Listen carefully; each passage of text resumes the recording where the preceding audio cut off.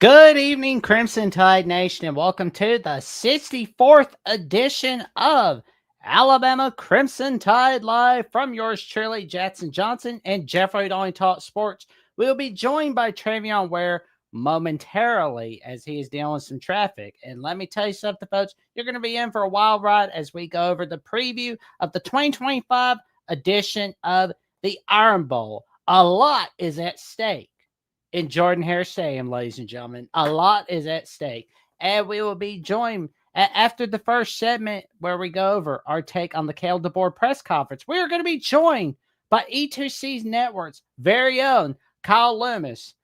Me, I call him the Auburn equivalent of Corey Bratta, and you should too, because he's a freaking magician when it comes to Auburn athletics. We had the honor of being joined by him last year for Iron Bowl week, and this year we're joined by him again. And let me tell you something, folks. You're going to be in for a wild ride.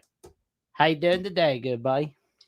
Doing good, Jackson. Like you said, a lot at stake, and can't wait to dissect this game in more ways than one. Auburn make a bowl game, destroy Alabama's playoff hopes. For Alabama, I mean, you just gotta focus. Like you know, Auburn's going to give you everything. You know, they're going to throw everything at the wall to try to win. So we cannot have a turnover-filled game like we had last time out against Oklahoma. I don't even care about the Eastern Illinois game. I mean, that was a good win, but that don't matter. That Oklahoma game, though, that was rough. We know we're capable of more than that. But this is going to be an intense game. A lot of people are looking forward to it, whether you're a Bama fan, an Auburn fan, or not, because they know what the stakes are, and the entire nation is probably rooting for Auburn. There we go. And we got one of our guys, Travion Ware, coming in the trenches. What is up, man? How you doing tonight, good buddy? Hey, how y'all doing? My bad for the late start on my end, but I'm already hearing you guys chopping it up for the game week and everything, and I'm excited to, just be a part of it and really give my take on what I think is going to go down this week. It's a pretty big week, so ready to get to it. Oh, here we go, man. But, holidays are near. Christmas time is near. Thanksgiving time is near. Black Friday is near. Got some shopping to do. The New Year's even getting near. Oh, yeah. There we go. So we got it all. The sweatshirts, the T-shirts, the polo shirts, the tumbler cup, the game day mug, the can cooler, the dad hat, the trucker hat, and the T-shirts. We've got it all. We've got it all right here on Alabama at the Voice of College Football and at the merch store. And I can tell you right now, all I really want for Christmas is a Voice of College Football journal so that if you need to vent, you can write all your little secrets in a Voice of College Football journal. It will keep all your secrets safe. I promise. I can think of a lot of fan bases that would need that, Jackson. Like Florida State. Nebraska right now is starting to re-enter that camp again, right? Oh, for sure, man. But we're going to get in the trenches to start off the show as we go over our take on the Caleb DeBoer press conference from today and Saturday. And I could tell you, I saw a little bit of it, and there's some dude decided that it was a good idea to ask him about that coaching carousel. Like, oh, and you ready to make moves? Like, yeah, no. Like, who leaves for Bama for the snowy, cold weather? Like, who does that? That he literally, I don't know if he still currently is, so definitely don't, fact check me on that. But I know was at one time, still could be, the betting odds favorite to become the next Penn State head coach is just mind-boggling to me. The fact that people think that's possible. I know everyone's hinging, well, they lose to Auburn, and Bama fans want to run them out of town, so the Penn State seems viable. I don't know, man. I don't agree with that. Yeah. I mean, if he did do that, good for Caleb DeBoer if that's what he wants to do. But I would not do that. I would not do that. That's not a good question to ask either, man. Not a good question to ask. Yeah, I just think it's just a lot of smoke and mirrors with the coaching carousel going on, particularly with the Caleb DeBoer situation. I mean, he's still under contract till 2031. You kind of don't just up and leave Tuscaloosa, Alabama, the height of college football, to go down to Happy Valley and Penn State. But then again, I can see some of the reason why people are making that logic. Me personally, I don't believe it's going to happen. Some people are saying that Penn State is an easier job, less expectations, things of that nature. But still the same. I believe Kellen DeBoer knew what he signed up for when he came to Tuscaloosa over a year and a half ago, and he's still in a good position. I mean, this team is still on pace to win over 10 It's games. harder to recruit at Penn State than Alabama, though. Alabama kind of recruits itself. I think right Penn State is still. I think they're still salty about getting their butts whipped in 1981 with that 7 and out with a little rendition of the goal line stand. They're still bad about the goal line stand from the 1979 Sugar Bowl, and they're pretty mad about desperation block from 1989 and getting chewed up like a chicken nugget in their own backyard in 2011 at 2:30 on ABC. Well, what cracks me up about Penn State, though, is how they're suddenly starting to sound exactly with what I said when James Franklin got fired. It took him a while. They're coming around to it. Maybe we shouldn't have fired James Franklin, and maybe we don't have a coaching candidate that's actually worth anything, at least proven-wise. I mean, they could take a shot in the dark on a Chesney, and it works out, like Signetti at IU. That's very well possible, but at this point in the game, they're not going to get anybody that's proven at a high level like they were wanting at the beginning of their coaching search when they thought they could get a Kurt Signetti. That was a dumb mistake to fire him when they did. I'm not saying that they should have never fired James Franklin, but when they fired him was terrible. It was a big error. And they better get this hire right or this can be very problematic. Again, that doesn't matter. Sure. All this matters is to say DeBoer's not going there. It's not happening. So, yeah. All that needs to get out of the way because the focus is on Iron Bowl. That is what matters. For sure. But we heard a little bit about Connor Talty making it right with his teammates. And Travion, I believe you saw a little bit of this more than we did today. What did he mean by that exactly? Really, with the Connor Talty situation, I don't believe he had to really make much right with his teammates. I think it's just his teammates being behind him, knowing that the whole entire Alabama football program is behind him.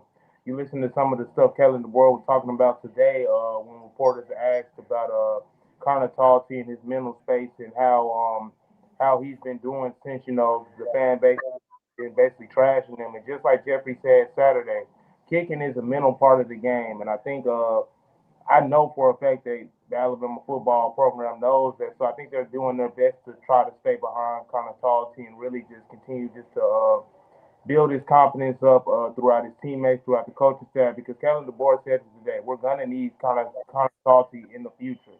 We're going to need him when Alabama goes inside of Jordan Hare. Like I said, there's no telling what junction of the game, when they'll need him. They might not even need him in Auburn. They might need him in the SEC championship game. But the fact that the entire Alabama football program, from the coaches to the players, they're all gathering around him, I think that speaks volumes to just this program. And then I saw something else on Saturday.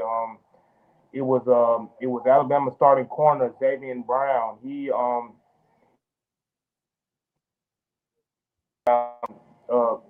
basically about the Talty situation. He basically said whoever was booing the kicker, because Connor Talty got booed Saturday. He was saying whoever booed the kicker, that's lame. And so hearing that from Xavier Brown, I would believe that a lot of the other teammates on that team echo that same sentiment. So I think everybody is behind Connor Talty. It's just really a mental game with him. Can he focus?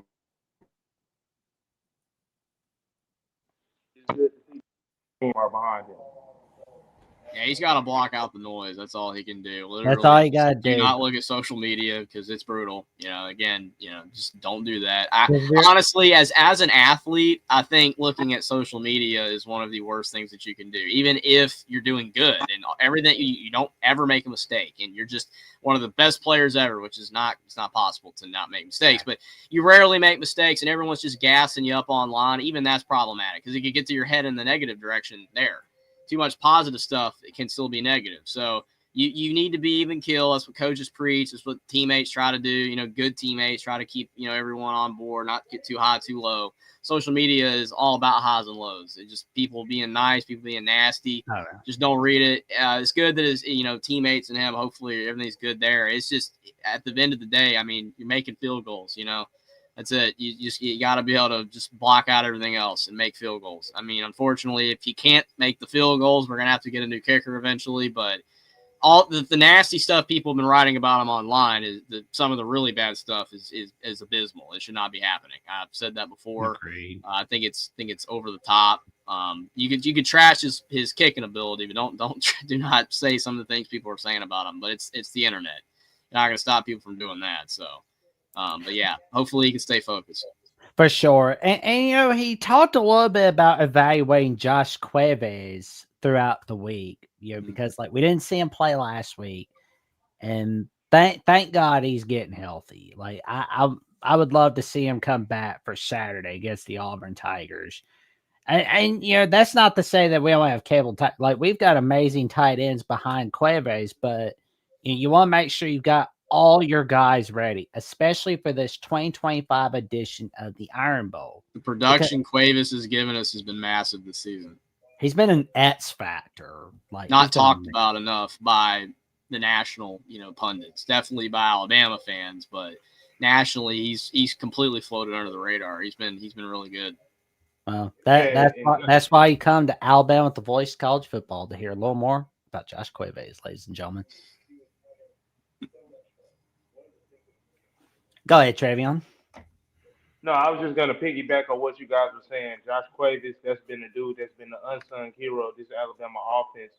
Since week one, you've seen even in week one down there in Tallahassee when Alabama played Florida State.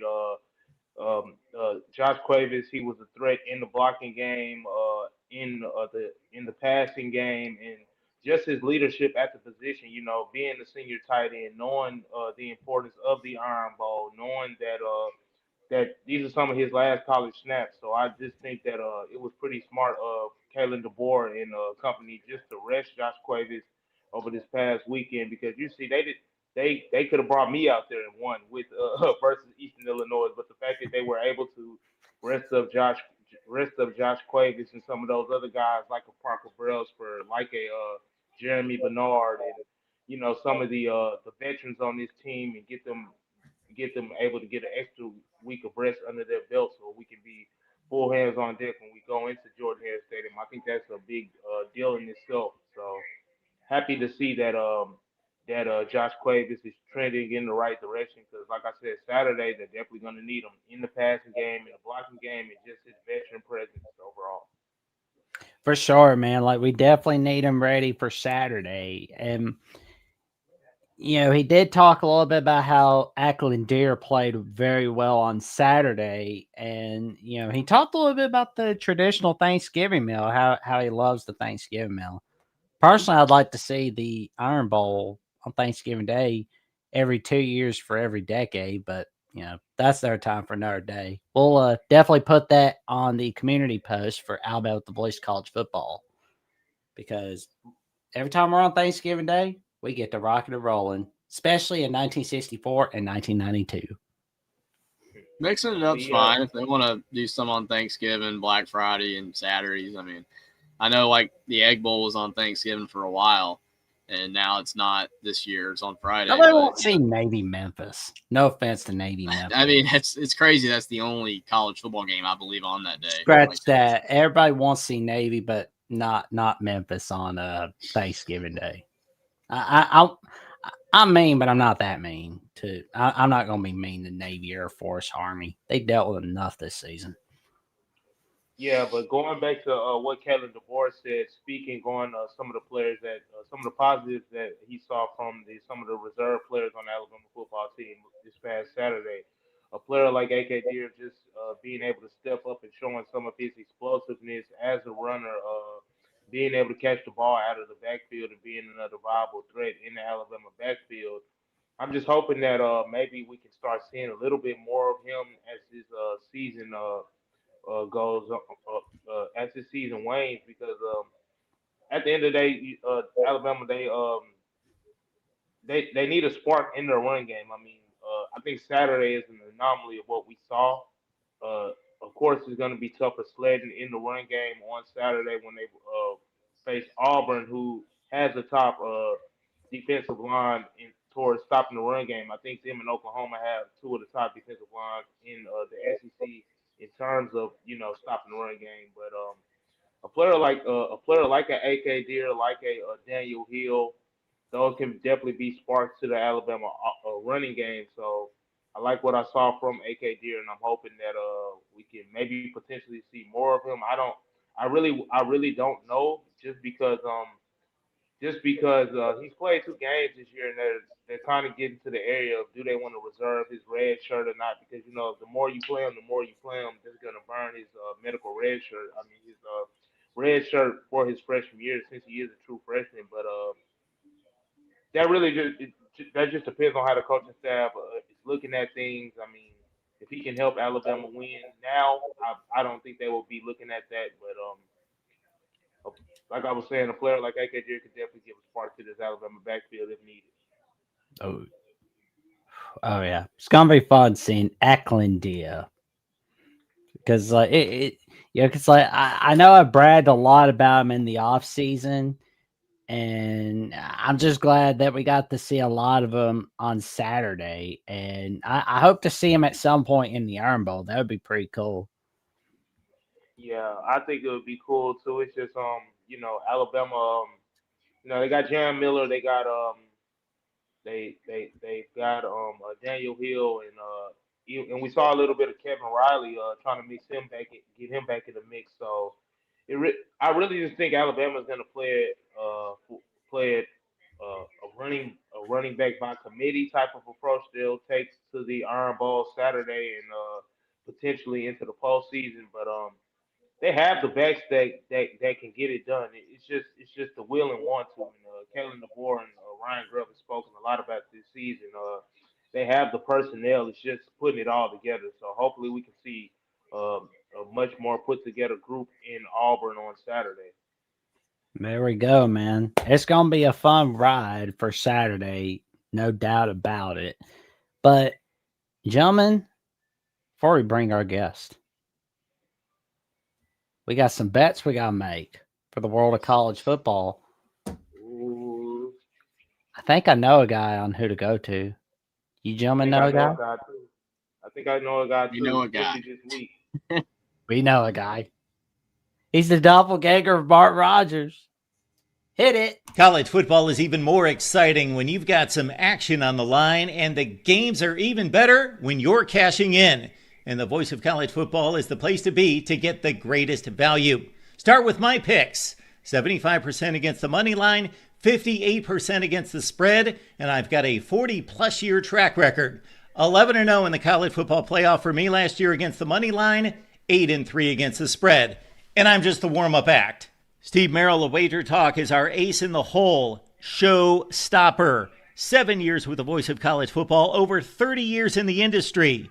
Steve gives us analysis on all the big games, but you can't miss Steve's weekly under-the-radar pick. 28-12 against the spread the last 3 years. You also get picks from some of our top analysts here at the Voice of College Football, including Corey Bratta, Matt Zemek, and Steve Dace. Check out those numbers. Become a YouTube or Patreon member for just $99 per month. Go to the main channel on YouTube, click join, and then select a betting tier. Do the same thing on Patreon. Make 2025 a winner now.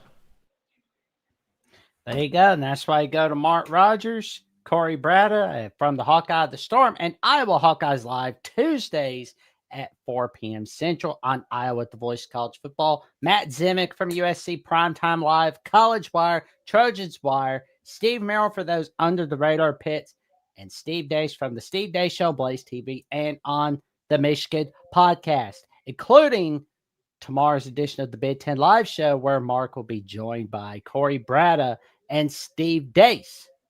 That's going to be a wild ride, ladies and gentlemen. That's going to be a wild ride. And we are joined by the host and founder of E2C Network, and he is a magician when it comes to Auburn athletics. We had the honor of being joined by him last year, 364 days ago on the 25th of November 2024. Now, 364 days later, he is joining us again on Alabama Crimson Tide Live. Give it up for the man himself, Kyle Lemus. How you doing today, good buddy? Doing well. Excited for the best week in college football and for the best rivalry in all of sports. Oh, let's go, man. Yeah, definitely. Ohio State, Michigan fans, and Carolina Duke basketball fans would love to disagree with that, but I can't say Alabama Auburn when it's at its best. You can't really argue too much with that. Listen, they can argue all they want. Listen, UNC Duke maybe has a case because they're stuck in the state together, but it's just about basketball. All of us here know what this is about. You're stuck in the same state 365 days a year. There are no other professional sports. It is every single sport that you can talk about. And we'll even argue about like the accounting departments. And it doesn't matter. It's the Iron Bowl. And I even joke too that we need to start coming up with more creative names and not just call it the Iron Bowl of basketball when they play. Like I call it Iron Ball.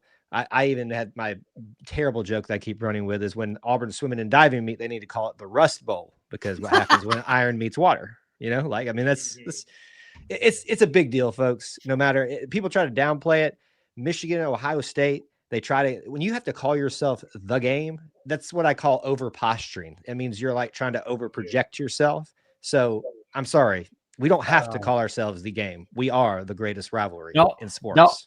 Don't tell those guys that at the Johnny Olden Jr. show. I can tell you right now. Oh yeah, I'm just imagining it right now.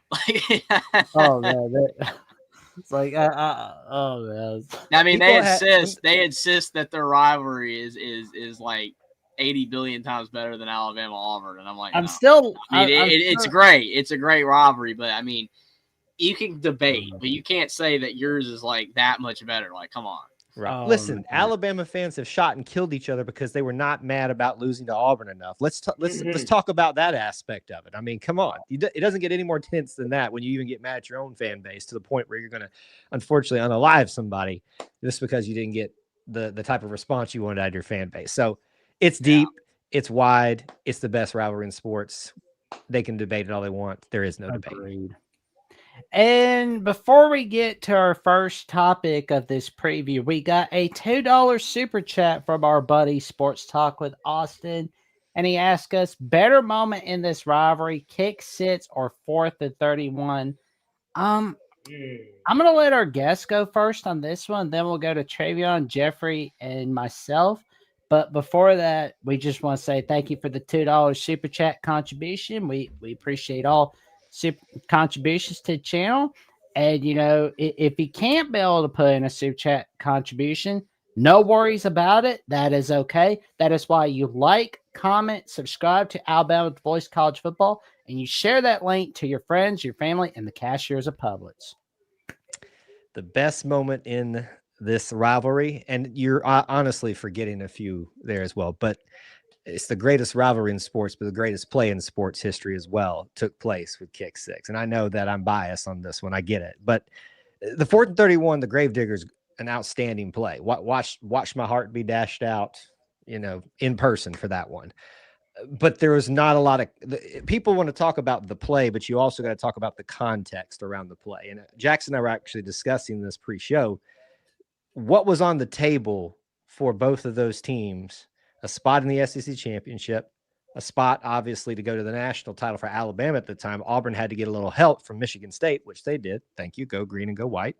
And, the rest is history at that point. And then you even talk about what happened in the game to set it up. People talk about the kick six, but you forget that A.J. McCarron threw like the longest pass in Iron Bowl history to Amari Cooper, I believe it was, to have to force Auburn to make these incredible just plays to get down there, tie it up, and then Nick Saban cries for one more second, and he gets it, and then the rest is history. I mean, it's don't hear me not saying 4th and 31, the Gravedigger is not a great play.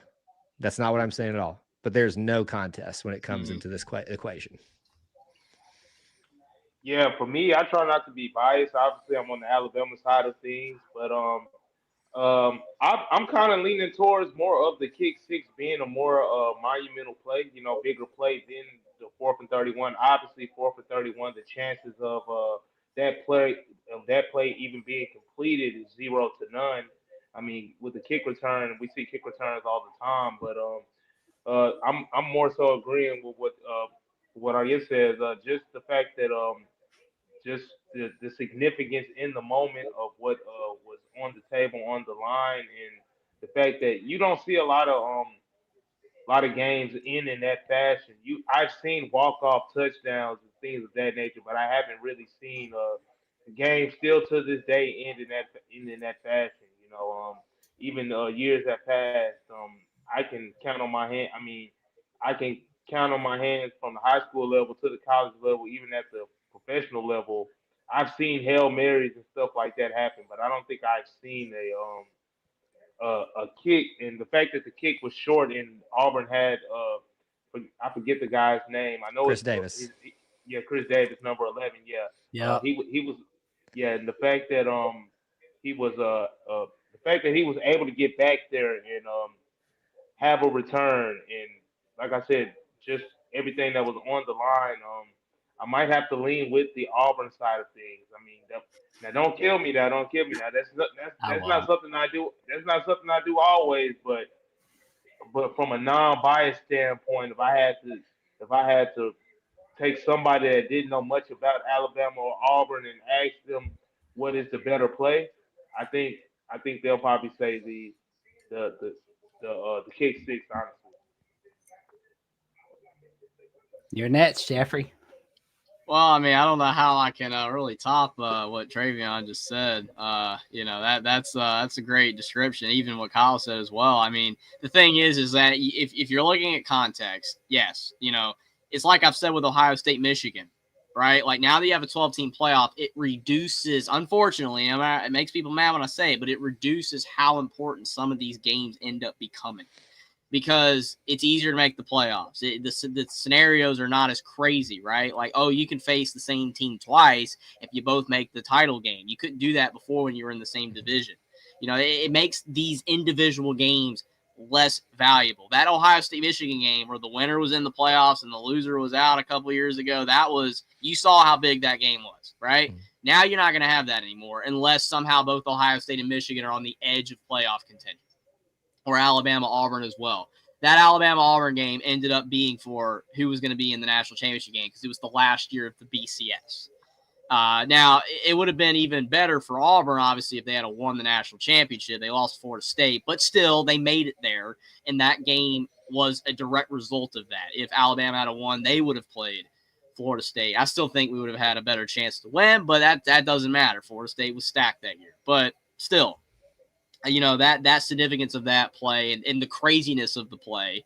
I mean, it's not as bonkers as the band on the field type stuff at Cal Stanford, but even then, Cal Stanford, both teams sucked anyway, so it didn't have any obligations for national championship. It's just an iconic play that we're still talking about 40-some years later. But, I mean, they show kick six on national TV. Like when they're showing iconic sports highlights, it still gets shown all the time. I still see it all the time. They're not going to show 4th and 31 all the time like that. They're not going to do that. As great as it was, because we could have won a national championship because of that play. And Milroe, as great as he was that year, he fumbled against Michigan and we lost. But, it's still like we had a great shot to win a title. So we fell short like Auburn did in 2013. But, I mean, 4th and 31 was a great play. Ja'Cory Brooks was a great play the time before that in 21. That was also a great play. Not as crazy as the 4th and 31. I think the Brooks catch was a shorter play by far. I can't remember how many yards it was, but that was in the right end zone, corner of the end zone. Bond was in the left corner with the 4th and 31. But yeah, it's kick six. Like I think like if you're an Alabama fan and you don't pick kick six here, it's just bias. Like the thing is that obviously we could talk about like the top 5 games of the top 10 games. And in that aspect, we probably would pick all of the wins, right? Like the games we won, like top 10 games for us, or top 10 games in the matchup that were close. That's more debatable. But in this instance, you got to go kick six. It's one of the most iconic plays in sports history for how important it was, the play itself, how unique it was. It broke my heart as a kid, but it was great. It was a great game that I'll never forget, even though I wish it had not gone down that way. Oh man. Well, I'll say the bare moment in this rivalry was the kick six. But for me personally, the best moments in this rivalry are the 48 renewal, where it was in December 1st of 1948. The first time since 1907 that Alabama Auburn came back to play. And it was awesome. I mean, not because of like the 55-0 whipping that Alabama put on Auburn. That has nothing to do with that. But because like we got back to play Alabama Auburn back then in 1948. Some of the shots were in living color and some of the shots were black and white. But either way, that was it was just an amazing renewal of the rivalry. And I'll take bias out of this one for a moment. The 1972 Bama punt game. That was where like Auburn was losing 16-0, and it was like the fact was they scored touchdowns without being on offense defense. They just blocked 2 punts. Like I hate it for Bama because it spoiled our national title hopes that year, but at the same time that was just nuts. I mean, people talk about kick six, but it's like before kick six, there was punt Bama punt in 1972. Yeah, I advocated that we should call it kick Bama kick, and just to mirror the punt Bama punt thing. But That's kick fine. six works. I mean, we'll go with it. It's a little bit simpler to say either way. Yeah, I mean, listen, just to kind of round everything together, what we've been talking about, the point we started talking about, comparing rivalries, whether it's people shooting each other over not being upset at your did you lost out Auburn enough? You also have the fact that, as you just brought up, we stopped playing and couldn't agree to come back together for years on end. And that's why, for instance, now Auburn and Georgia is the Deep South's oldest rivalry, because it's the most continuous one. Auburn and Alabama hate each other so much. For a time there, they couldn't even agree to come together to play. So I think that just speaks to it a little bit even more. So they can do that all they want up in Ann Arbor and Columbus, wherever they are, and basketball over there. But this is the greatest rivalry in sports, period. Oh, great. And the run in the mud game, that was amazing. 1967. Kenny Stabler scoring that game-winning touchdown, just running in the rain. That's just amazing in of itself. So it's like, boom. Oh, man. He got John I guarantee you that 90% of Alabama fans under the age of 30 do not know that. Unless they got Daniel Moore pictures. So there you go. Oh, man. Oh, my bad. I'll take everybody off track there for a moment. That's all right. No, it's worth talking about, man. I mean, it's like it's a once a year thing, man. We get to this point. It's like Kyle said, greatest week in college football. I know it's all about the playoffs now. Rivalries, man. The pure, clean, old fashioned hate. As Georgia Tech is. All the names that we could come up for brutal rivalry. Civil War. That's no longer the Civil War. Still the Civil War to me. Oregon State. I mean, they don't even play it anymore at that time because it's non-conference now. It's sad, but these rivalries matter, man. They make the sport what it is. These traditions, the pure like loathing that the two have. I love what Cal Stanford did the other night, where they were just standing there with the thing. Right, you saw that, Jackson. They were just standing there with the trophy. They're like, we got to give it back. It was so funny, man. They were holding the trophy, man. Like, this is what college football is about right here. The playoffs are fine. All this stuff's great, but this is what college football is about, man. The rivalries, the traditions. Oh, man. So put smiles on our faces. Yeah, and this weekend, fans can definitely just throw out the records of both teams, because it's going to be a close game. I know we're going to get into that later in the show, but I definitely believe it's going to come down to the fourth quarter, because both teams have something to play for. Auburn is, they're fighting for interim head coach, number one, and then number two, they're fighting for bowl eligibility.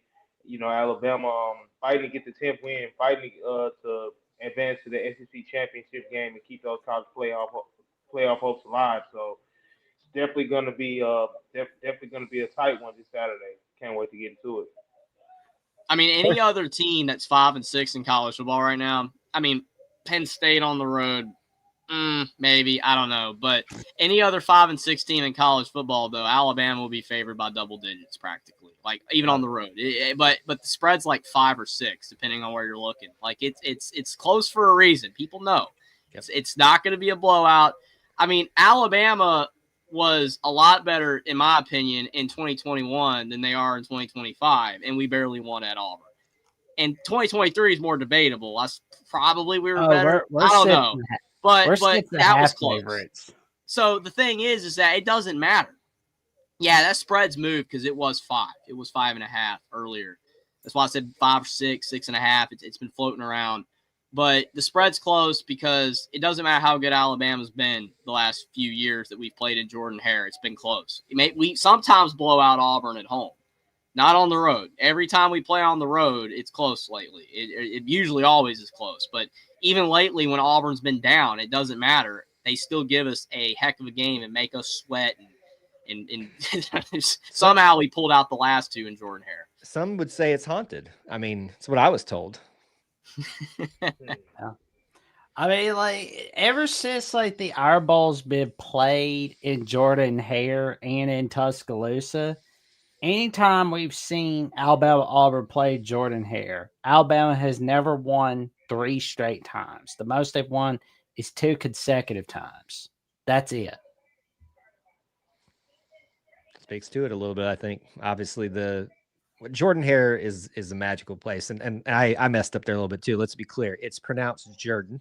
I'll forgive the Bama fans for mistake, but I would get butchered if I didn't correct myself on that. It's pronounced Jordan-Hare Stadium. But listen, you can look outside of Auburn, Alabama. This season's probably a good example of it too. As bad as Auburn's been at times, they have been in every single game that they have played, home or away, but especially at home against some good teams too. It provides an opportunity that it can raise the level of even the worst of Auburn teams. Y'all brought up the last 2 times that Auburn and Alabama played in Jordan-Hare. Those were 2 of the worst teams, and I would go back to 2021 as well. That Alabama could have faced from Auburn in their own in Jordan-Hare. And the fact of the matter about the 21 team is this: not only was Bo Nix gone, but TJ Finley, who was not everybody's fan favorite quarterback, literally had to play the game on one leg, like the whole game, and nearly led to win the game basically. So it doesn't matter, like you guys said, the stats, all of it. It's an overused phrase. Throw out the record books, all that stuff, but it is true here. And again, I'm going to keep repeating myself. That's why it's the greatest rivalry in sports. No doubt about it. No doubt about it. And we've got some position battles to watch for in this 2025 edition of the Iron Bowl. And Travion's ready to go for those position battles. Let's with Alabama and Auburn, of course you have to start up front in the trenches with this Alabama offensive line. They've been playing well together of late.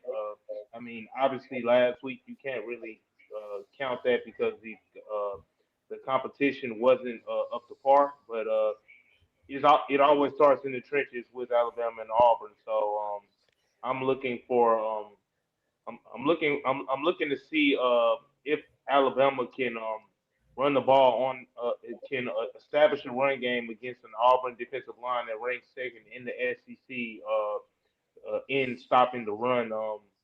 Alabama has many capable backs that can do so, but it depends on can they get the rhythm in the run game. But in terms of just position battles, I'm looking at can how can Todd Simpson attack that how can Todd Simpson attack the Tigers secondary that's that's been susceptible to giving a bunch of explosive plays up. I mean, Alabama has the playmakers on the outside from a Jeremy Bernard to a Ryan Williams to a Isaiah Horton and Loxer Brooks and players of that nature. They have the weaponry outside, but can they take advantage of those matchups and really win over the top? Because that's something that Alabama's been struggling with over the second half of the season. We haven't been seeing a lot of explosive plays, but there are some openings in that Auburn secondary where Alabama can take advantage. So My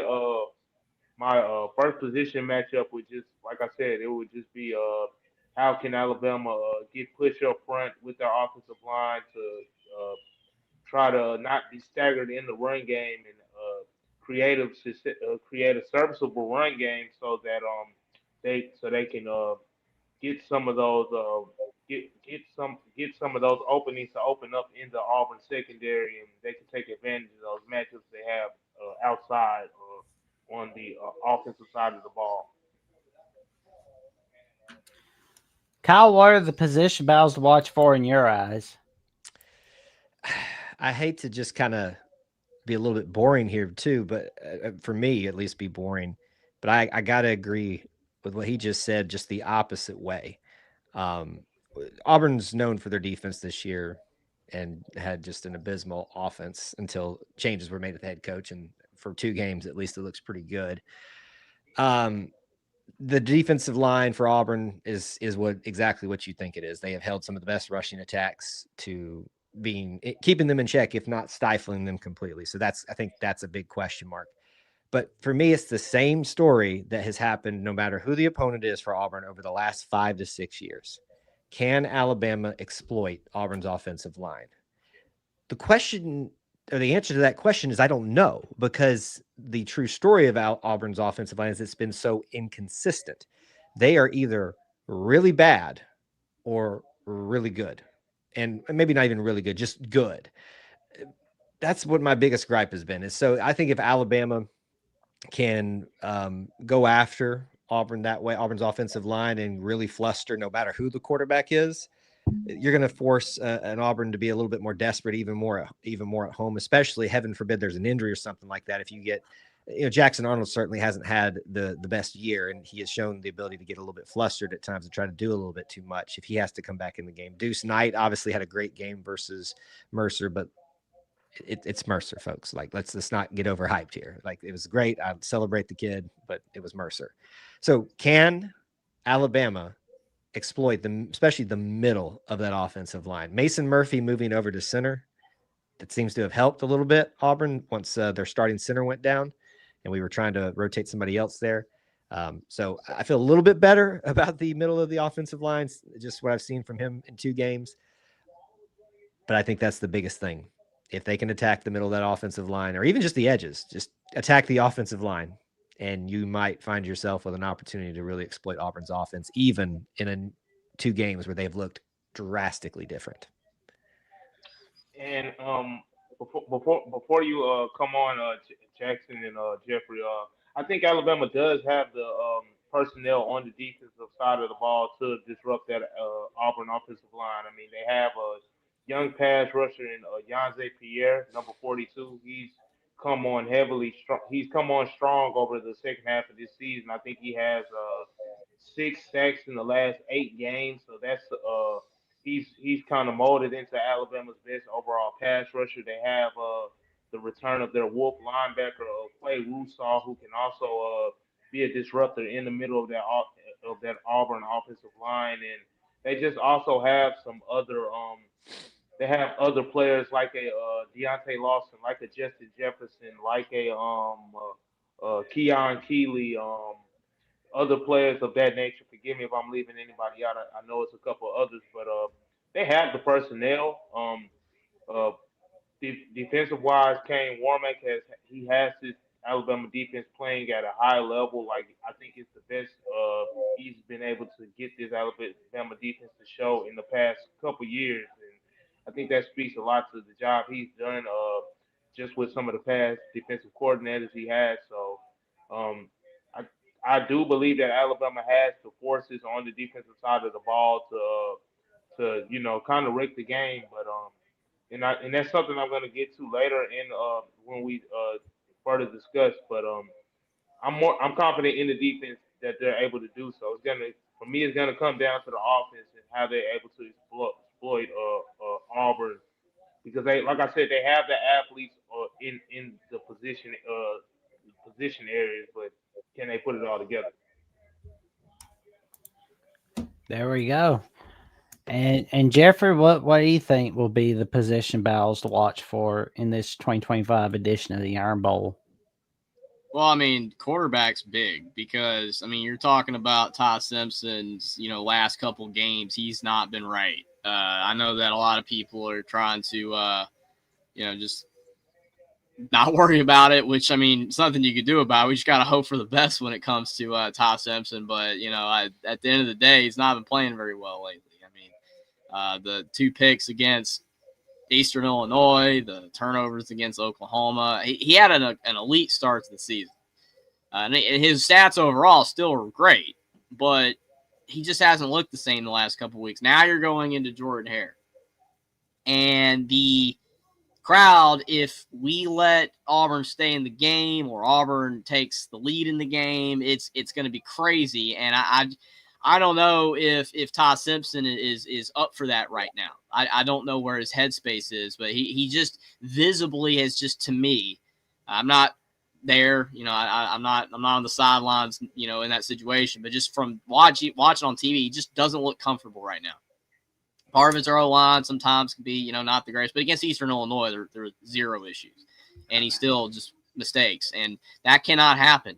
We cannot turn the football over against Auburn at least more than once and expect to win. You give Auburn multiple extra possessions, you're gifting them the game. So Ty Simpson's got to be good. For Auburn, you've got, Deuce Knight. I mean, yeah, as Kyle said, incredible against Mercer, and just completely incredible. First play, 75-yard touchdown run. I saw it. I was like, okay, Auburn's got something there, but that was Mercer, and we destroyed Eastern Illinois, kind of just throw them away. I mean, I give credit to Auburn for blowing out their opponent before Alabama, though, because the New Mexico State game, I still will never forget, was right before the Iron Bowl in 2023. Auburn lost to New Mexico State and then almost beat us. Should have beat us. So, yeah, we know Auburn's capable of a lot more and, than what they show at times. And they play really good against Mercer, so they put them to rest. But, Deuce Knight, he's got to play well, obviously, if assuming he's going to be the starter. He should be. He should play against Alabama.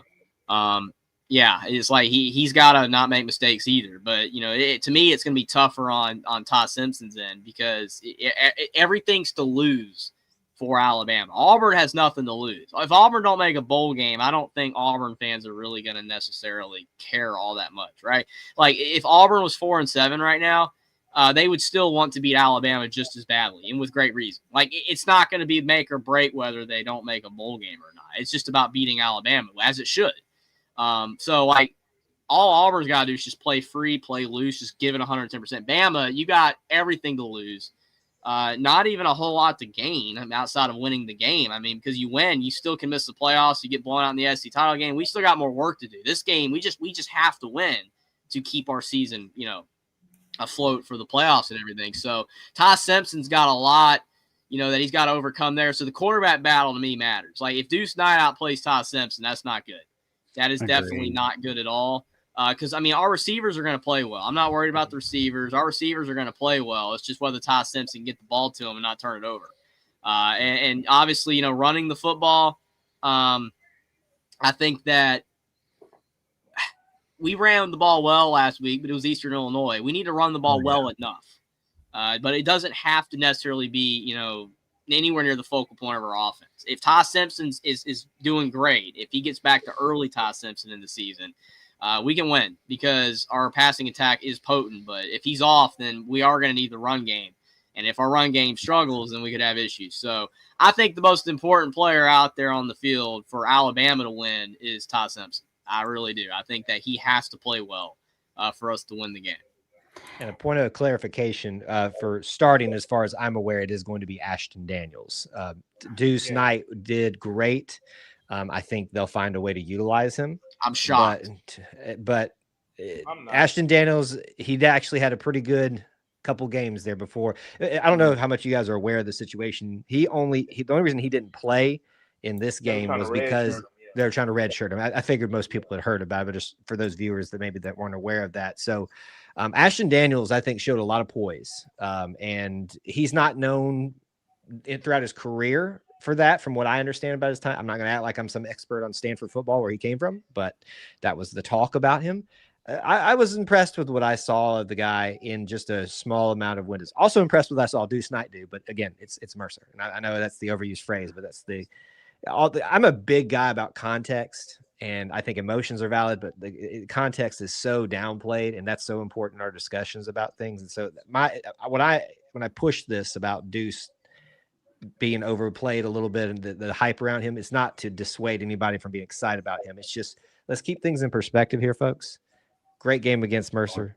I hope we see him in the Iron Bowl, because for the people that always worried their star players, are they going to leave? That's a way to tell the kid, hey, you got to play in the Iron Bowl, this year. Like, stay, and you got to experience what this like. You're going to experience more of that if you stick around. So, just wanted to add that a little bit on there. Unless something has changed that I missed today, Ashton Daniels should be the starter right now. I appreciate you clarifying that. I mean, I remember Ashton Daniels at Stanford. I knew Auburn got him, and I knew he played, but I was like, hey, as good as he played, his crap team, obviously, but as good as he played, I was like, hey, like, that guy should be It's good. Trust me. That guy should be starting, in my opinion, but we'll see. It's going to be interesting. It's going to be interesting. I think that's smart, I guess, because he's got more experience, but experience doesn't always win either. I mean, we've seen sometimes just a guy that's young and hungry. I mean, look at Lagway. It's all been downhill since his peak. He's a mess. He was great. I said he was going to be the best quarterback coming into this year. Aged like milk. He's been awful. I only hit on Mendoza. I said Mendoza was going to be elite. I had him up there in the top 5, and no one else did, and he's been great. But my Lagway pick was trash. So, I mean, like Deuce Knight, I mean, he's confident right now. Like, it could all go downhill from here. Not saying it will, but I mean, like, he's confident right now. So, but yeah, I mean, Ashton Daniels has the experience.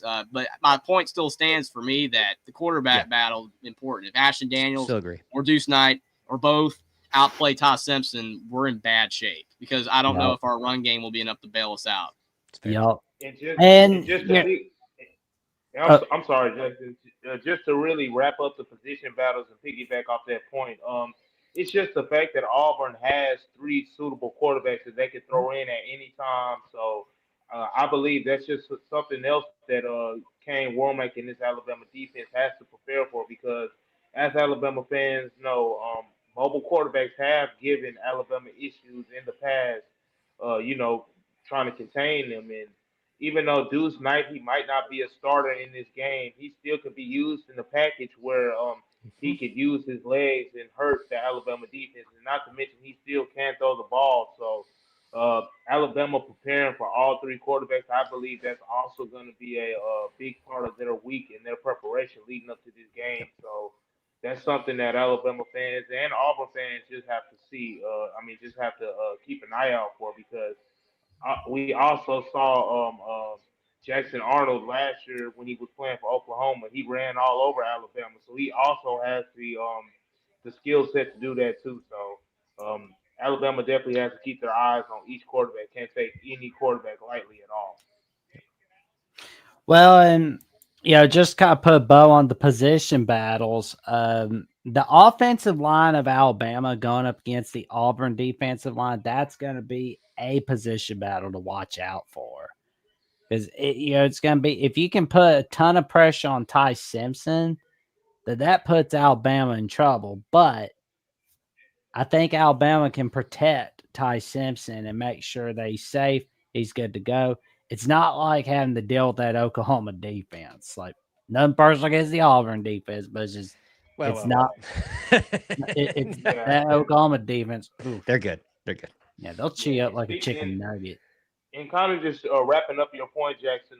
We've seen when you don't protect Ty Simpson the way that he's normally accustomed to being protected, and things of that nature. We've seen with him being flustered, that kind of speeds up his timing, and that leads to some of the downs where he's missing throws, where things are sped up. So if Auburn can apply some type of pressure on Ty Simpson, I believe that's also a factor that can keep them around in the game. So that offensive line and defensive line, that's probably the most impactful matchup overall, because I mean, at the end of the day, it starts up front in the trenches. So you can say it for both quarterbacks, because uh, you put pressure on Deuce Knight, a young kid, a freshman. You put pressure on him.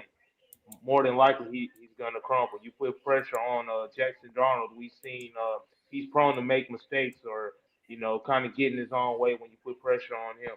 You put pressure on Ashton Daniels. He's not really the runner that Deuce Knight and Jackson Arnold are. So he's prone to hold the ball longer and do things of that nature. So the position battle up front, offense and defense, Auburn and Alabama.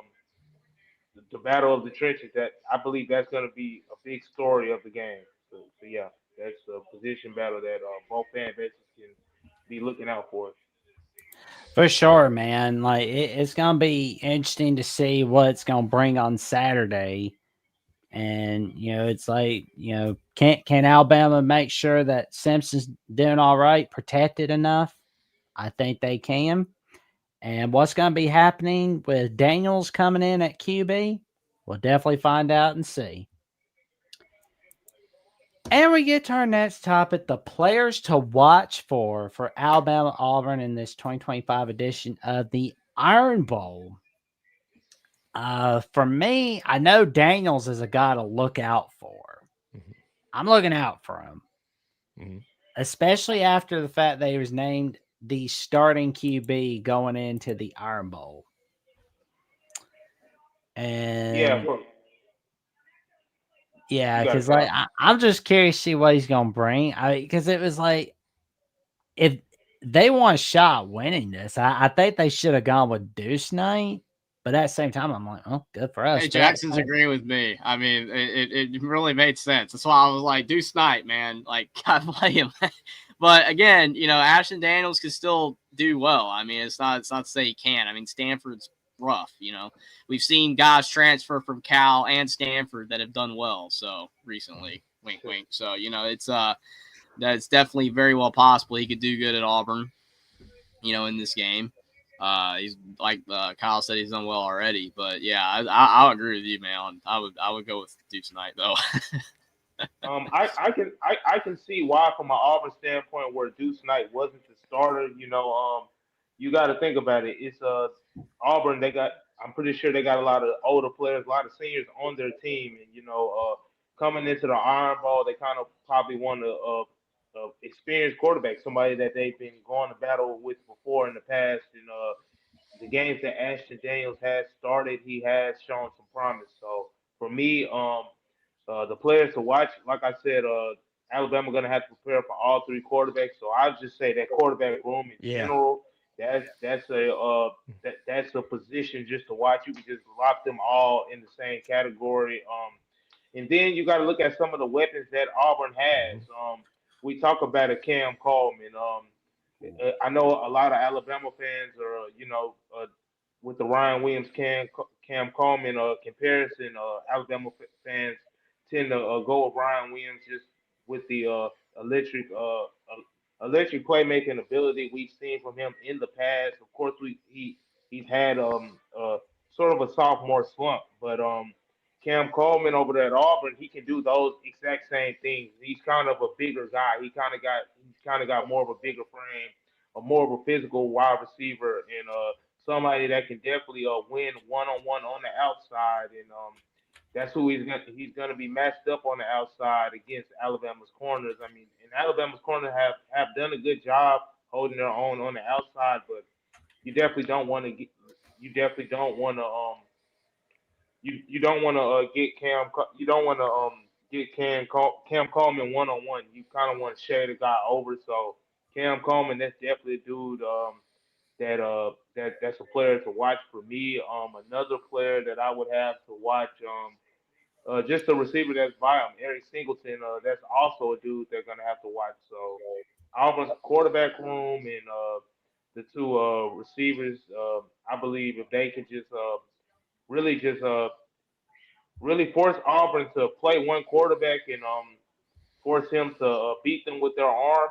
I believe Alabama has the secondary to kind of take away the athletic ability of a Cam Coleman or of a Eric Singleton and some of the other skill backs that they have. So defensively, that's players. I mean, from the Auburn side, that's players I have to watch. I got a whole list of Alabama players too, but I'm gonna let you guys go first. I don't want to talk too much, and I'll let you guys get your parts in.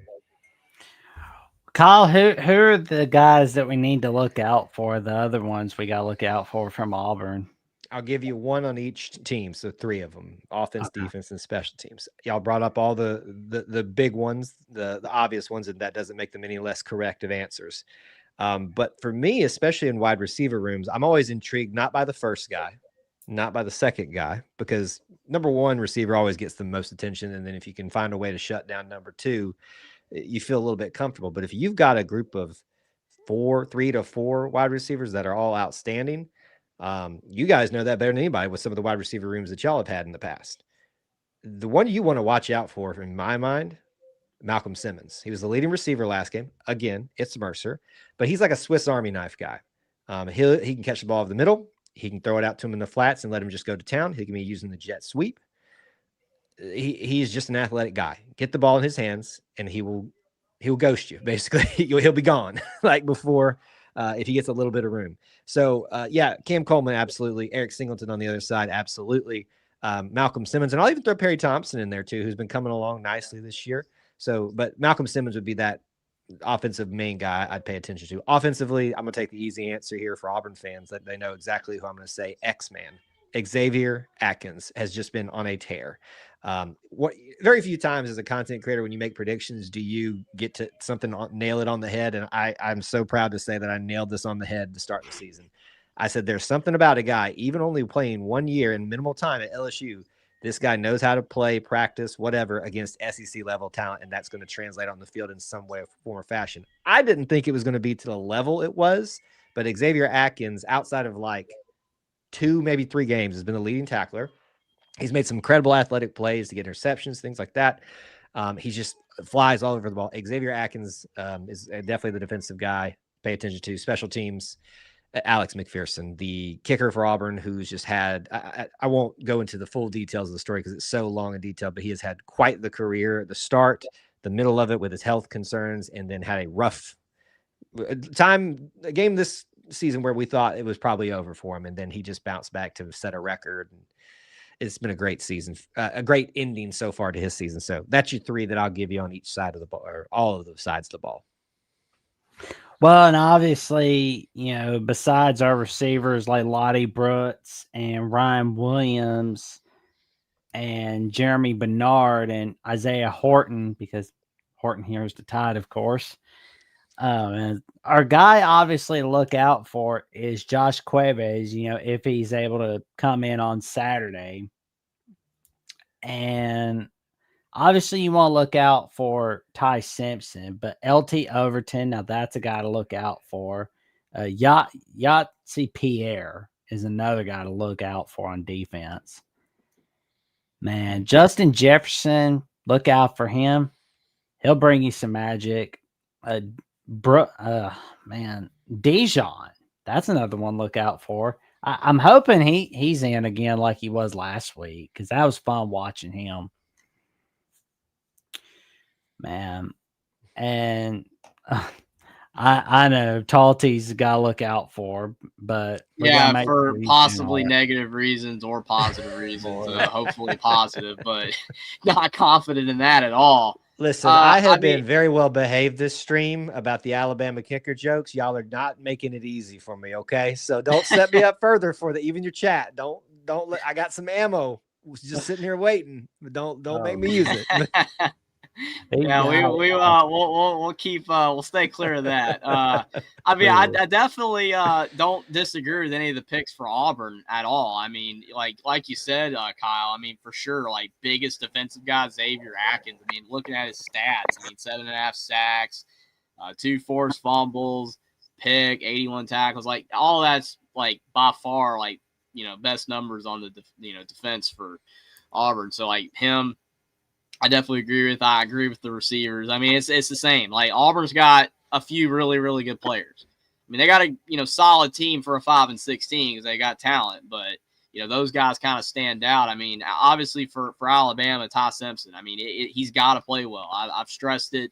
The whole show. I'm going to keep stressing it. If he plays bad, if he's got a couple picks and those fumbles, he fumbles a lot. is kind of getting, notorious here. He fumbles a lot, which you can say O-line, all that kind of stuff, but he cannot turn the ball over.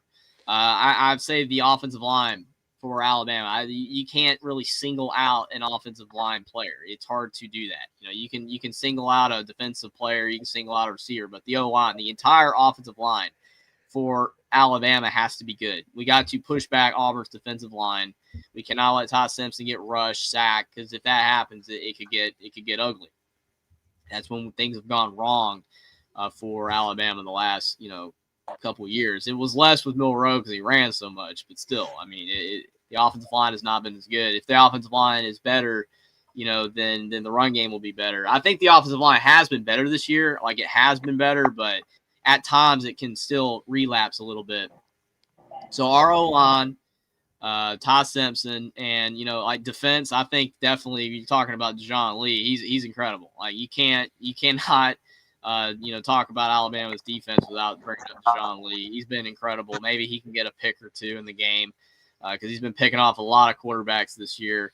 A guy like Bray Hubbard to step up. He plays with a lot of intensity, a lot of fire. A guy like that, maybe you just feel like this is a game against Auburn that he would do very well in. Because you get him fired up, he plays great. The thing is, players to watch. I mean, both teams are going to be playing hard. It's just like you can't have a weak link. You can't have a weak group. I mean, Alabama's better than Auburn at most positions, but that doesn't matter in this game because Auburn is going to play extremely hard, and it's going to be a dogfight. I don't know if we're about to get to our predictions, but my prediction is going to be very, very razor thin. Oh man, Yeah, Travion. For me, my bad, Jeffrey. I'm sorry. My mic had timed out. But to kind of wrap up my players to watch, just from the Alabama standpoint, I'm gonna go in that Alabama receiver room, and I'm gonna strictly just come out and say it. I believe Ryan Williams has to have a good performance this week. I mean, this season, he's been kind of hit or miss in games. I mean, Jeremy Bernard has been kind of the alpha dog in that wide receiver room, but I believe now is the time that with like a lot of Alabama fans like to do, they like to compare Cam Coleman to Ryan Williams, but I just think from a swagger standpoint, just from a confidence standpoint, and just moving forward in the season for Alabama, particularly on the offensive end, I think Ryan Williams needs to have a good game. So that's a player that I'm highlighting up front. That Alabama fans and Auburn fans should watch for sure. Another player that I'm gonna kind of highlight on the offensive end for Alabama. I also believe that Jan Miller, he needs to hit his holes hard. He needs to run hard. He's been kind of he's a player that hasn't been the same guy since he got a concussion, and I believe it was about 4 games ago.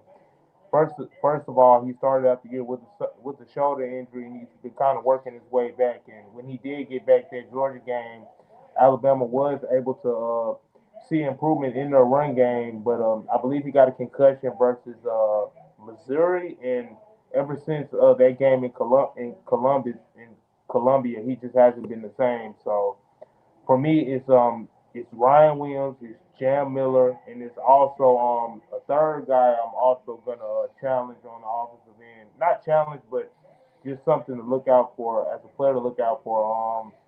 I also believe that yeah, and just to piggyback off of what Jeffrey said, Todd Simpson. Todd Simpson has to come out and play clean football. He's gone 7 games with a turnover.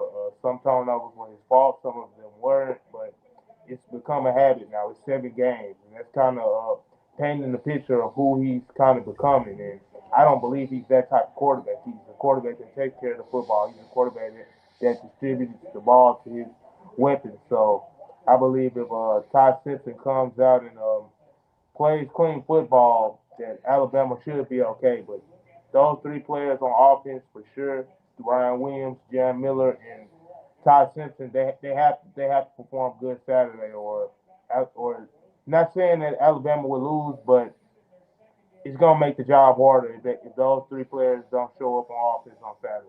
So those are my three players to fight from Alabama's standpoint. There we go. So we'll be ready to rock and roll for the players to watch, all right here on Alabama with the Voice of College Football. And we get to our next segment, the keys to victory for both Alabama and Auburn. And we'll start with Kyle, then we'll get to Jeffrey, then we'll get to Trevion, and then I'll end it with myself. Oh, it was me first? Yep. Keys to the game. Here's the problem and this is going to be the problem with the score prediction part of this this one. I like to spend the whole week thinking about it, so y'all are really putting me on the spot for this one. But there's reasons for how we do our content. The reason I like to hold off on them. To me, I already talked about the offensive line, and the keys to the game will be, can Auburn protect its quarterback, no matter who it is? Because if that happens, we've seen. If y'all have not watched the fourth quarter last drive for the offense, Auburn offense, you want to watch how not to play football. That's a good example of like the offensive lines there, of how bad they can be at times. So I guess if I want to do on each side of the ball there, offensive line is really where my focus has been for 5 or 6 years now, and it's when it's going to remain until that no longer becomes a question. Can Auburn protect their quarterback no matter who is there? Can Alabama exploit that area? Defensively, Auburn has been susceptible over the middle passing. And sometimes it's been these like quick slants. Sometimes it's been these even a little deeper posts. It doesn't matter. Whatever it was, over the middle, underneath the safeties has been an area where, especially if you go back all the way to the first game, Baylor, there's been some problems for Auburn there. If Alabama can exploit that, / Auburn can figure out that's been an issue for them in this game, that's a key to victory there for either side, whoever wins that particular situation. And then on special teams, this is going to sound really stupid for those people that are Auburn fans that maybe seen me before and heard and know about some of our issues on special teams. For a while there, we weren't doing kick returns or punt returns because we kept having penalties the entire time. I said the last week during the bye week when we were talking about like what does Auburn need to do to be successful the last 2 games to ensure that they have a shot for the bowl game. Reckless abandon on special teams. I mean, I'm telling you, I think it doesn't matter. Rayshawn Pleasant is a athlete in and of himself on kick returns. He's had one this year already. Had a couple other times where others have been close. I think Auburn just needs to run the ball out on the kick returns, and punt returns I'm a little bit scared of because last time that's what set up the grave digger when we couldn't field a punt. But kick returns, reckless abandon, make something happen on that. We've seen magic happen on certain types of kick returns before, so let's get a little bit more of that going. Well, Jeffrey, what's your keys to victory for Alabama in this matchup? I mean, Mike G makes a hilarious point, but no pick sixes and no missed 28-yard field goal. That would go a long way, in helping us win if we have to kick field goals and no pick sixes. You can't have pick sixes. You can still win a football game and have a pick six. We've seen it tons of times, even this year in a lot of big games. Teams have been able to win just by having that. It's not the end of the world, but in a game like this that is probably going to be razor thin because it's Alabama-Auburn, giving points to Auburn is not going to help us out, and it could be the difference. Because, I mean, even if we don't turn the ball over, I think that this game is going to be razor thin. I mean, yeah, it's cliche to say it because of the last few games in Jordan-Hare that have been so close, but I mean, I don't really know how you could predict a blowout win. For Alabama, especially, definitely, Auburn, I don't think anybody would, but Alabama, even, you can't do that. Like, I really don't see how you can. I mean, there's probably someone out there that will, but I think the game's going to be close, until Alabama can go to Jordan-Hare and blow out, the Tigers. I'm not predicting a blowout. It has not been that way. We are not going there and winning by 3 scores. If we do, I'd be shocked. I'd be blown away. As Auburn, they I mean, it's a cliche to say it's their Super Bowl, you know, as people always say about any game that's not, you know, like, oh, well, this is all they have to play for. I mean, it is, but I mean, the rivalry still, like, it matters. It doesn't matter if Auburn's good, bad, or if we're bad or good. I mean, if we were 5-6 and Auburn was 9-2, it'd be the same thing. So it's going to be very close. So we can't have turnovers. Like, it's just the way it is. If we turn the football over, and especially have a scoop and score or a pick six where Auburn gets free points, we're probably not going to win. And we'll see if we end up kicking field goals or not. That's going to be interesting. I mean, if we're at like a 4th and 4 at like the Auburn 27, are we going to kick the field goal? Are we going to go for it? I'll probably go for it. And, you know, if we don't pick up those 4th downs, then, you know, those are, you know, missed opportunities for points, because other teams, that's a guaranteed 3 points, you know, but we can't guarantee on that right now. So definitely interesting to see how we convert on 4th downs, or if we're going to end up kicking those field goals. Those are keys, and can't make mistakes. Can't turn the ball over on our end. For Auburn, you just play. That's the key to victory for them. Just play hard. I mean, that's all they got to do, because if they play hard, they can beat us. I mean, they should have probably won the last 2 times in Jordan-Hare. They really should have. We somehow won. But I mean, that's their key. I mean, they're playing loose, they're playing free. Again, they have nothing to really, you know, to lose here. Okay, oh, they lose, they miss a bowl game. It doesn't necessarily matter all that much. I'm telling you, it really does not matter for Auburn. What matters is knocking off the Crimson Tide. That's what matters. So they should have no tension. Like, they should be loose. We're the ones that, like, we need to not be too tense. We don't need to be like, oh my gosh, if we lose, it ruins our season. Because if we let that affect us, we will not win. Like, we have to be playing as loose as Auburn, you know, as free. I mean, the thing is when you're not having fun, people underestimate how, when you're playing sports, like, if you're not having fun and you're worrying too much, you're not going to win. It's going to cloud your play. You know, when you're out there playing loose and free and as a team, to achieve something, you know, and a lot of times it helps when you don't have as high stakes, you know, because, I mean, you don't have anything to worry about. So the team that turns it over more probably loses. I mean, I know that's, you know, people say that in a lot of games, but in a game like this, that's definitely going to be the case. So can't turn it over. Those are my keys, just all around, really. Not really any individual player. We just can't make mistakes. And Auburn, their key is just play hard. And yeah, Travion,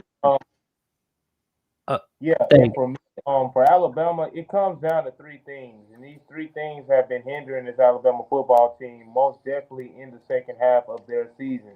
And number 1 thing is how Alabama starts football games. If you look at Alabama over the past 7 weeks or so, they've had slow starts to football games, and that's really been keeping a lot of the teams in games that they should be blowing them out.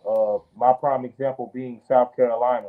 When Alabama played South Carolina in South Carolina, they went they went the game without scoring a touchdown or getting the first down in the first quarter, and that kind of was the story of the game, and that kind of led to them led to South Carolina being able to hang around late and potentially knock off Alabama. And I believe that if Alabama doesn't have a fast start on offense, particularly on offense, that's going to come back to bite them later in the game. So key number 1 would be starting fast. Starting fast in the first quarter, starting fast in the second quarter, because it's the same thing after halftime. I just feel like Alabama goes into the locker room and forgets how to play football, because you look at their scoring in the first quarter and third quarter, it's gone down over as the season has progressed. So I believe Alabama have to start the game fast. They have to start the second half fast, whether they get the ball on defense or whether they're defending on defense or have the ball on offense. They have to get a fast start. Another thing, another key of mine would also be would also be just penalties and things of that nature. particularly on the defensive side of the ball. You don't want to give Auburn more chances than they're already afforded. You don't want to give them drives where penalties extend downs and they're able to stay on the field longer than they need to. Because when the team stays on the field longer than they need to in the game. And they're in the game more and more as the game goes on. That gives them more of the sense of the belief that, hey, we can beat this team. We can knock off Alabama. We can take away their playoff chances and stuff like that. So, really, defensively, getting off the field, not having self-inflicted penalties that, kind of springboard Auburn into having more belief and, making the game go into the fourth quarter. So those are my three things. Like I said, start fast in the first quarter, start fast in the second quarter, and defensively get off the field when you have to get off the field. No silly self-inflicted penalties, and lastly, just just play fast and do the things they need to do. And from the Auburn standpoint of things, it's really just a mixture of what Kyle and Jeffrey said. Of course, Auburn, Jeffrey saying they don't have a lot to lose. I mean, I believe they do. I'm on the side that they do. I believe that senior class, they definitely want to do the things they need to do to win their last game inside of Jordan here and, get to that bowl game. So, for Auburn's standpoint, really just going out there and really just seeing what's at stake and not feeling like you're the lesser opponent just because they don't have the same amount of wins. Because as we stated earlier in the show, you can throw out all the records when these two teams get together because when they get on the football field, it kind of just decides itself. So really for Auburn, like I said, they just have to come into the game with confidence, knowing what's at stake, and lastly, lastly, this could be used for both groups, just playing loose. Like Jeffrey said, like Kyle said, you don't want to play too uptight because that's where mistakes come. So both teams should want to play loose, but those would be my two keys for both teams. Agreed. And, key to victory for Auburn is definitely put a ton of pressure on Ty Simpson. And key to victory for Alabama is make sure your running game is all good. You do that, you'll be set. And put a ton of pressure on Ashton Daniels. Do that, you'll be good to go. Yeah, all three quarterbacks, yeah. All of them are susceptible, yep. No doubt about it. No doubt about it.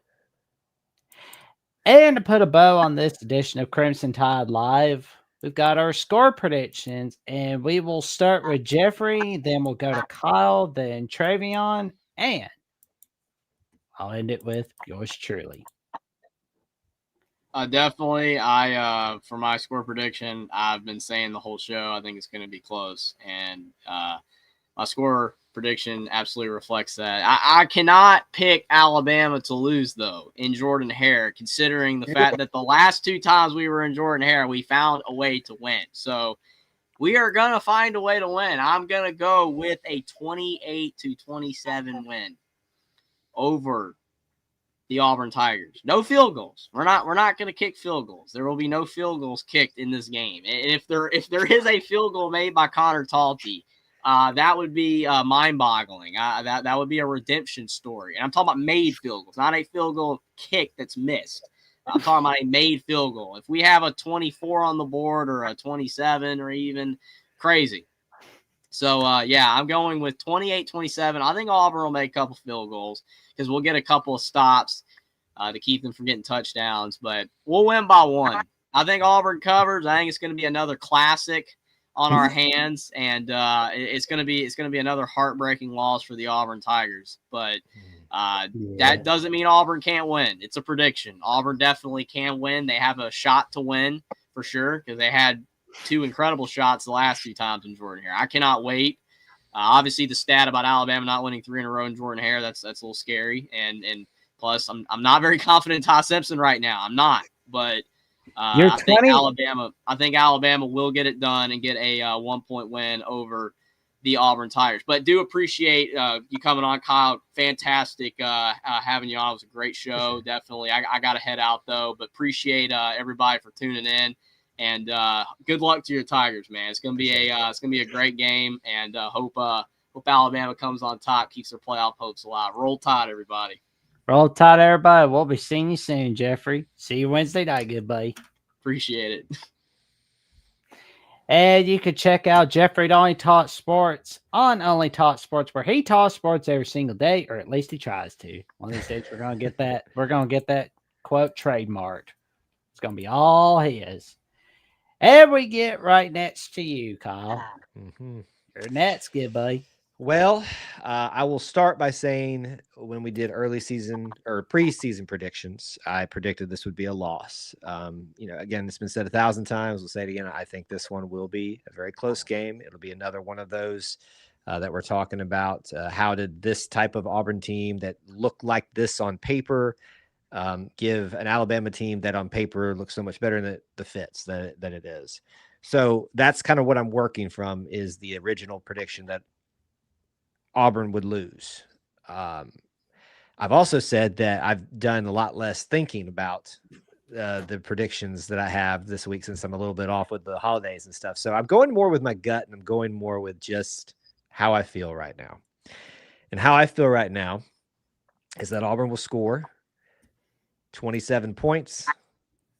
The Alabama Crimson Tide will score 24. The Auburn Tigers will keep that stat alive of not losing 3 Iron Bowls in Jordan Hare Road to Alabama. They will finally get over the hump of one of these close games against a quality opponent, and Auburn will go bowling, and the Alabama Crimson Tide will not go to the playoffs or the SEC championship game. So that is my prediction for the Iron Bowl this year. Lock it in. Oh, there we go. And if that were to happen, it would be the first time since 2001 that a team with a losing record wins the Iron Bowl. That team was Alabama in November of 2001, November 24th. That was on CBS. And I think it was Craig Bolerjet that was calling that game, but Alabama got that win over Auburn in 2001 to keep their bowl eligibility hopes alive. And we get to Travion for the score prediction next. For me, my prediction is kind of similar to Kyle's prediction and what he had in terms of score. I do believe it's going to be a close game. I believe it's going to be a game that's going to go into the fourth quarter, and potentially the team that has the ball last will win. I don't know if that win will come via a field goal. Hopefully, for Alabama's sake, we don't have to depend on Connor Talty, but I mean, the team does have confidence in him. So they have confidence. Who am I not to have confidence? But it could also be a touchdown. We just discussed earlier in the show, the game has been won on the touchdown with the grave digger play in the past. But I believe that Alabama will eke this game out, and Kalen DeBoer will do the things that he needs to do to get that 10th win, to get over that 10-win margin. As we saw last year, Alabama came up short from that 10th win. So to get that 10th win and to get Alabama into the SEC championship game, I believe that that's something that the Crimson Tide will do. So my score prediction, I'm going to go 24-21 Alabama over Auburn. I believe I believe that Alabama I believe that Auburn probably will try to make a stand in the fourth quarter to tie the game or take the lead, but I believe the Alabama defense that's been playing so well, I think that the Alabama defense will make the necessary stops to keep Auburn at arm's length, and offensively will score just enough points just to top the Tigers. So my prediction will be 24-21 Alabama over Auburn, and Alabama moves to 10-2, gets to the SEC championship game, and Auburn, I'm sorry, folks, but y'all needed a new interim coach. I mean, y'all got the interim coach now, so I mean, this game will probably help you guys get to the head coaching search faster. So that's how I see everything playing out. Can I just point out that everybody has predicted 24 points for Alabama on our predictions thus far. That's wild. That's crazy. That's wild. Differing results, but the same points for Alabama. Oh Yeah, man. the fact that people are saying that, I've seen people, I've seen 24-17, 24-20. So, but the fact that people are coming around to that number with Alabama, that's kind of telling. I don't know. I don't know why everybody's doing that, but the fact that we are coming to that conclusion, it's kind of scary to me. But I mean, game still got to be played, so we'll see. Well, I got Alabama winning 24-17. Well, and I missed that Jeffrey had 28 in there. I just saw him listed on there in our chat, and I was like, wow, 24. And I forgot the fourth one there, but still, the three of us all picked 24 points for Alabama. That's pretty wild. I know. But I think it's got a lot to do with the over under, because I've seen on most books, particularly FanDuel sports books, they had the over 44.5 points. So if it is 21-24 or a 17-24 type of game, that still does fall in line with the over. But if we go your route, and it's I believe you have 24-27 or 27-30, it was something like that. Yeah, 27-24. Yep. Yeah, Kyle had 27-24. You had 24-21. I had 24-17. And Jeffrey had 28-17, reminiscent of the 1981 Iron Bowl, where Alabama won 28-17 to get win number 315 for Bear Bryant on November 28th, 1981, with Keith Jackson on the call. Yeah, but it's definitely gonna be a close game for sure. Nail biter into the fourth quarter. Both fan bases will be on their feet. Just excited to see how this thing turns out, because both you can make a case that both teams can win, and I think that's what makes the Iron Bowl just unlike any other rivalry. So, hoping for a good game overall this Saturday for sure. Oh, for sure, man. And that concludes the score predictions, all right here on Alabama at the Voice of College Football for the 2025 edition of the Iron Bowl. Kyle, what have you got going on your adventures at E2C Network, good buddy? Well, we're going to head right on after this. Once Auburn basketball wraps up their game, we'll be doing that. We do more than football on our show. It's all the Auburn experiences. We call it Auburn sports, Auburn culture, Auburn family. So basketball's up later tonight for us and the rest of the season. For most basketball games, we'll do post-game shows. We'll obviously be talking a lot about I'll call it a head coaching search, but I don't know that there's much searching left being done, more just the formalities and things of that nature happening at this point. So that's some stuff that you can look forward to with us in the coming weeks and stuff like that. But that's some good stuff right there. There you go. So tell your friends, family, and the cashiers, publics about the magic that Kyle Lemus creates, all right here on E2C Network. Trevion, what have you got going on this week, good buddy? For me, I'm gonna tune in to the basketball game that Alabama versus Gonzaga after we get off from here. Hoping to see a good performance from LeBaron Philon in Alabama, and also just looking at some of the stuff, some of the in-week chatter of the Alabama football team, seeing what some of the players are saying about this Auburn matchup, seeing what some of the Auburn players are saying about the Alabama players in this matchup, and things leading up in that nature. And lastly, I heard you saying, Kyle, that Auburn is getting close to, with their coaching search.